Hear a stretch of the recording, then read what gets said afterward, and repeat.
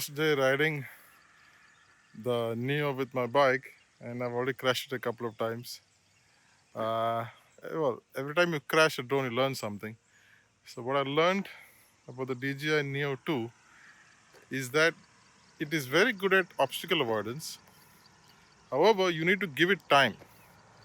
So you can't go too fast, make it calculate too many things, and then expect it to do everything well at the same time. So I was asking it to follow me from front left, and I started riding. It was following me well. And then I said, let me see how fast it can chase me. So then I started riding fast. And then it couldn't keep up. So it was going at my front rear left. And it was chasing me. And I was seeing it, following me on my phone, which is on my handlebar. And then I slowed down and it tried its best to come to my front left. And then there was an electricity pole. It just went crashed into it and fell on the road. And thankfully, there was nobody at the back.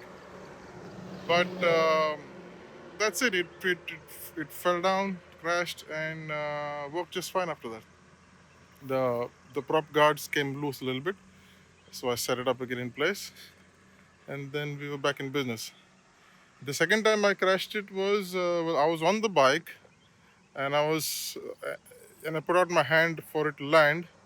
I think it got confused with the bike and my gloves on my hand and something, and then as it came close to my hand, it kind of popped off, and it just fell on the road down there.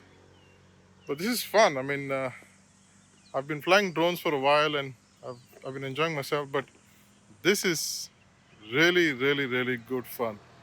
I mean, the grin on my face can tell you how excited I am to fly this small little thing. It's a toy. Well, it's a very powerful toy. Very nice, very nice. Highly recommended.